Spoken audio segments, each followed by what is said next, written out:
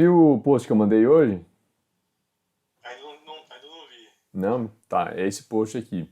Então no post perguntava qual desses dois exames aqui demonstra uma injúria isquêmica. Qual dos dois? É, exame A ou exame B? Qual dos dois você acha que tem uma injúria isquêmica? Eu acho que é o exame B. Então, olha só, isso aqui é uma das regras mais básicas que você vai usar com uma maior frequência nos exames de emergência de tomografia de crânio, tá? É a diferenciação entre edema vasogênico e edema citotóxico. Tá? Edema vasogênico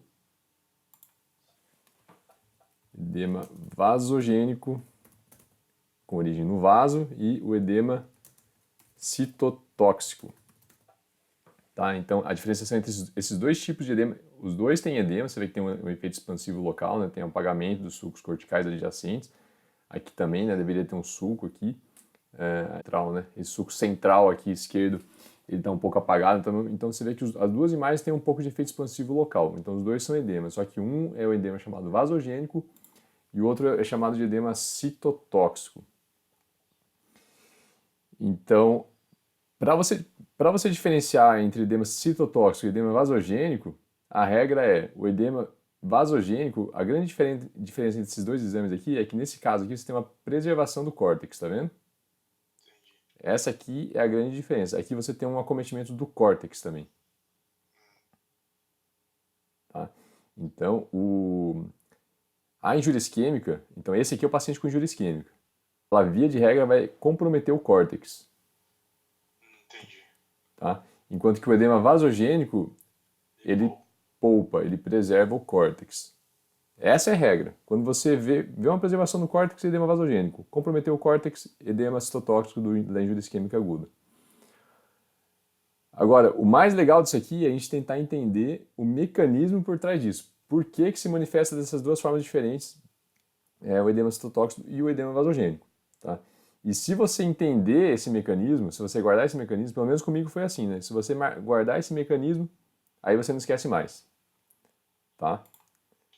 Vou fazer um desenho aqui. Deixa eu ver se tá... Então, edema vasogênico, é um edema que tem origem no vaso, né? Então aqui a gente tem um vaso, então quando você tem uma disfunção da barreira vascular, você tem um extravasamento de líquido para o interstício. certo. Isso aqui é uma seta, tá?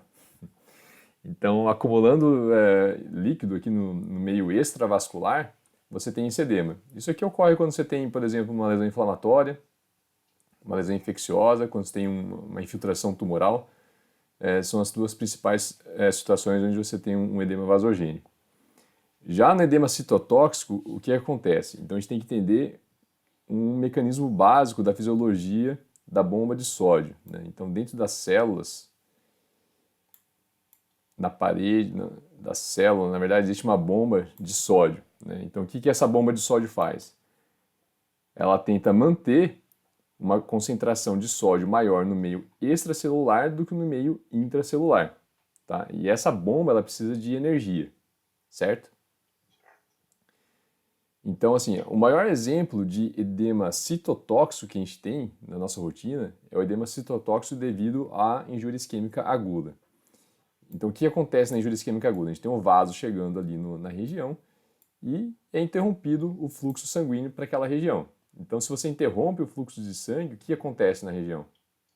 O que falta ali? Oxigênio. Falta oxigênio, boa.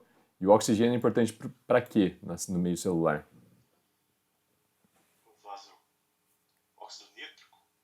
Vasoconstrição. Vasodilatação. Vasodilatação, desculpa. Não, não, para a célula. Qual que é a importância do oxigênio para a célula?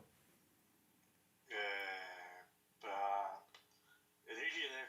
Fazer energia. Energia. Para Energia. todos os elétrons, né? Então, sem energia, o que você acha que acontece com essa bomba de sódio? Não funciona. Não funciona a bomba de sódio. Então, se não funciona a bomba de sódio, acaba tendo um aumento na concentração de sódio no meio intracelular. E sódio, ele puxa água, né? Ele acumula água. Então, o que acontece com a célula? Demasiado. Ela incha. Por isso que chama de edema citotóxico, né? E todas as células ficam inchadas nessa região. Por isso que tem um efeito expansivo aqui, e por isso também que vai ter um comportamento muito característico na sequência de fusão no exame de ressonância magnética. Tá? E assim, no parênquima cerebral, onde que é a região que tem maior demanda energética? Substância branca ou cinzenta? Substância cinzenta. Cinzenta, né? Existe uma maior quantidade de atividade metabólica ali, onde existe existe uma demanda energética maior na região cortical do encéfalo, nas camadas corticais do encéfalo, do que na substância branca. Né? Então, por esse motivo que existe um comprometimento da região cortical, quando você tem um edema citotóxico ilustrado, na maior parte dos casos, por uma injúria isquêmica aguda, enquanto que no edema vasogênico você tem uma preservação do córtex. Entendeu o mecanismo? Entendi. Então, guardando o porquê, eu acho que fica muito mais fácil de a gente lembrar dessa regra. A regra é simples. Edema citotóxico, injúria isquêmica, compromete o córtex. Edema vasogênico preserva o córtex, mas é por causa dessa diferença aqui de mecanismo. Ok, entendi. Ok? Deixa eu voltar. Então vamos para o exemplo aqui. Né? Essa paciente que tem 67 anos de idade, né? Ela veio para o hospital para avaliar uma lesão expansiva, um tumor. E ela tem assistência à área hipotenuante aqui no hemisfério cerebral esquerdo. Né? Isso aqui é um edema vasogênico ou um edema citotóxico? É vasogênico. Vasogênico, né? Por quê? Porque ele poupa a substância cinzenta ou córtex. Cinzenta cortical, né? Ótimo, isso aí. E, bom, e parece ter uma lesão expansiva aqui, focal também, que está causando todo esse edema vasogênico. Você tem... onde que está localizada essa lesão aqui, Fernando? Parietal. Lobo Em cima, né? Tá bem parietal, né? no parietal. Né? Então você identificou que ele está para trás do sulco central, né? Tá. Então, bom, lá na aula de anatomia tem as regrinhas, né? Tem aqui o sulco cortical, né? O sulco central. Então, você vê aqui, o corte está um pouco torto, né? Mas você seguindo aquelas regras, né? Ó, o sulco frontal superior terminando no sulco pré-central, o sulco central, formato de ômega aqui, né? Então, o sulco central está aqui para frente. E um pouco para trás do sulco central está a parte marginal do sulco do cingo, o sinal do bigode. Então, a lesão está no pré-cúneus, né? E se a gente fizer uma reconstrução aqui no plano sagitário, a gente consegue observar que realmente a lesão que está causando esse edema vasogênico está no pré-cúneus, aqui para trás da parte marginal do sulco do cingo. Né? Essa mesma paciente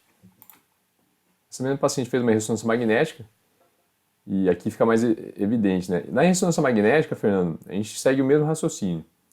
O edema vasogênico, ele preserva o córtex. Você vê aqui que a lesão, a paciente, além daquela lesão principal que estava causando aquele edema vasogênico, tinha várias outras lesões pequenininhas que não ficavam tão evidentes assim na tomografia, né? Então você vê que a ressonância magnética ela é muito mais sensível para pequenas lesões. Então o raciocínio é o mesmo, ele preserva aqui o córtex, né? Então sugere edema vasogênico, mas a ressonância magnética ela também tem uma ferramenta que é muito melhor, né? Para diferenciar o edema vasogênico do edema citotóxico, que é a sequência de fusão. Vamos pegar o exemplo do edema citotóxico para ilustrar a sequência de fusão, que eu acho que vai ser melhor. Mas, enfim, aqui tem, então tem sistema vasogênico, a regra é a mesma que a gente usa na tomografia. A gente pode usar a sequência de fusão para diferenciar o edema vasogênico do edema citotóxico. Na verdade, é a principal ferramenta que a gente tem no exame de imagem para diferenciar os dois. Mas a gente vai ver melhor no exame que tem um edema citotóxico, para ilustrar. Qual que é a sua principal hipótese diagnóstica para essa lesão aqui? Paciente de 67 anos de idade.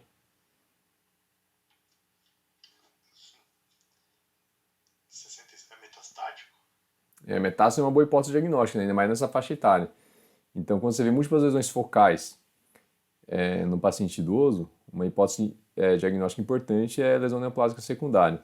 E tem uma regra também, Fernando, que é importante você lembrar. Sempre que você vê um edema vasogênico muito extenso para uma lesão focal relativamente pequena para o tamanho do edema, são duas hipóteses diagnósticas que você tem que pensar. Meta e lesão inflamatória infecciosa. Tá? Metástase e lesão inflamatória infecciosa. Lesões neoplásicas primárias, linfoma, primário, GBM, eles têm edema vasogênico, mas geralmente não costuma ser tão desproporcional assim. Quando você vê pequenas lesões com edema vasogênico muito grande, tem que pensar nessas duas principais hipóteses diagnósticas. Então, paciente de 67 anos de idade, múltiplas lesões focais, com edema vasogênico bem extenso. A principal hipótese diagnóstica aqui eu acho que seria metástase. Mas essa paciente que ela também tinha, era HIV positivo com imunodepressão. Aí você mudaria a hipótese diagnóstica? Essas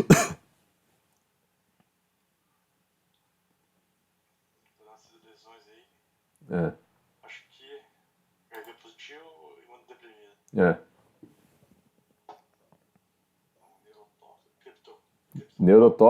Neurotóxico, exatamente. Né? Então, a principal hipótese causa, né, de um déficit neurológico agudo no paciente imunodeprimido é neurotoxoplasmose. E quando a gente vai aqui para as imagens pós-contraste, você vê que tem um padrão de realce que é bem sugestivo de neurotoxoplasmose. Né? Tem um sinal do alvo excêntrico. Né? Você tem um realce periférico pelo contraste e uma área de realce nodulariforme com aspecto, uma posição excêntrica, né? Fora do centro. E geralmente esse nódulo excêntrico ele fica mais voltado para a região cortical, né? Como a gente está observando aqui. Então, esse padrão de realce, diante desse contexto clínico, né, paciente com imunodepressão, aí torna-se a principal hipótese diagnóstica a possibilidade de neurotoxoplasmose, que acabou confirmando, né, e a paciente teve resposta à terapêutica de neurotoxoplasmose, para neurotoxoplasmose. Tá? Mas então lembra dessa regra, assim, quando você vê uma lesão focal, um edema muito desproporcional, tem que pensar nessas duas hipóteses, lesão infecciosa, que é o caso aqui, ou metástase, que também seria hipótese diagnóstica em um contexto clínico diferente. Tá? Que mais aqui? Vamos ver que mais.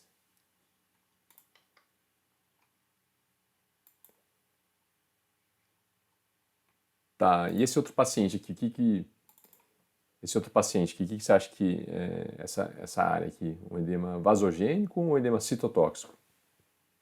Esse é um edema citotóxico. Edema citotóxico, por quê? Porque ele pega o córtex ali também, né? Está comprometendo o córtex, né? Então, mas como eu falei para você, a principal ferramenta que a gente vai ter na ressonância magnética é a sequência de difusão. Opa. Você chegou a ver o post lá da sequência de difusão? Eu vi, mas eu não lembro. Tá, então vamos revisar. Então, quando a gente faz a sequência de difusão, tem duas imagens, duas séries que a gente avalia de rotina. Na prática clínica, normalmente quando a gente se refere à sequência de difusão, a gente acaba olhando essa imagem aqui, que é a imagem chamada B1000. Né? O que é a imagem B1000? Imagem B1000 é essa imagem onde o parênquima normal fica escuro e a área de restrição da difusão da água fica com hipersinal. Tá? Contraste. Não, não é contrário. Ele tem... O que é o contraste da área de lesão com o encéfalo, assim? Então, assim, Mais escuro e mais claro. para fazer sequência de difusão na ressonância magnética, você pode usar vários valores de B. Né, no corpo, no exame de abdômen, o pessoal usa vários valores de B. No encéfalo, na rotina, o que a gente usa na rotina é o valor de B de 1000. Então chama de imagem B1000. Então, mais uma vez, essa imagem com o parênquima normal ele fica escuro e a área onde tem restrição de difusão da água fica com hipersinal. E na sequência, no mapa de ADC, essa imagem que fica ao contrário, né? Fica tudo mais claro, o parênquima fica mais claro. E onde tem a restrição da difusão da água, fica com hipossinal no mapa de ADC. Tá? Então no B1000 a restrição da difusão da água fica com hipersinal e no mapa de ADC fica com hipossinal. Isso aqui tem que repetir no começo, porque é impressionante como quem está começando a ver a ressonância magnética faz confusão. Confunde ADC com imagem B1000. E daí, às vezes, o paciente tem essa imagem que é o B0, que fica bem parecido com o T2, e daí olha aqui e acha que tem uma restrição da difusão. Então, mais uma vez, a imagem que a gente vai olhar na rotina é a imagem B1000. onde o parênquima fica escuro e a área de restrição fica branca. Aí, para você confirmar se tem a restrição da difusão da água mesmo ou não, você usa o mapa de ADC, onde fica tudo claro e a área de restrição fica escura. Certo. Por que é importante usar o mapa de ADC para confirmar se tem restrição da difusão da água ou não? Porque na imagem B1000, às vezes, acontece uma coisa chamada efeito T2. Então, quando a lesão ela tem hipersinal em T2, ela pode, vamos dizer assim, contaminar a imagem B1000 e fica um pouquinho branquinho, fica um pouco branco. Tá? Então, às vezes, o hipersinal da imagem B1000 não é uma restrição verdadeira da difusão da água. Então, você sempre olha no mapa de ADC para ver se está escuro ali também. Não é a única função do mapa de ADC, mas a função que é mais utilizada na rotina clínica é isso aí, para confirmar se tem restrição da difusão da água ou não. Tá? Agora, por que tem restrição da difusão da água na sequência de difusão? No AVC isquêmico agudo, né, no edema citotóxico. Restrição de difusão da água no AVC isquêmico. Então aqui a gente lembra daquele mecanismo, né? A gente tem uma situação aqui de edema citotóxico, né? Tá dentro da célula, a água, seria? Dentro da célula tem restrição da difusão da água também, porque existe um inchaço das organelas também, não é só inchaço da célula como um todo, existe um inchaço das organelas dentro da célula. Mas assim, então imagina a seguinte analogia. Você viu aquele post de restrição da difusão da água de alta celularidade, né, o que eu coloquei outro dia?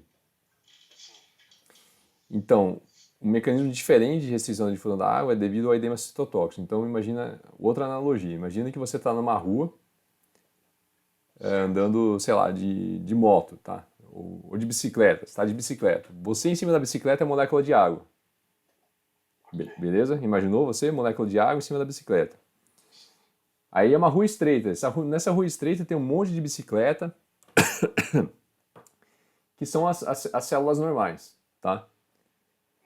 Então, com as células normais, você consegue se movimentar tranquilamente na rua ali, andar, mudar de faixa, certo? Então, esse é o parênquima normal. Agora, imagina que em vez de outras bicicletas nessa rua estreita, você tem um monte de SUV na rua. Sabe quando fica aquele condicionamento, fica tudo espremidinho assim, ó, tá quase encostando o retrovisor um no outro ali? Então, esse é um cenário de edema citotóxico. Daí aí o que acontece? Você não consegue se movimentar ali no trânsito, né? Você não tem que ficar esperando abrir o sinal.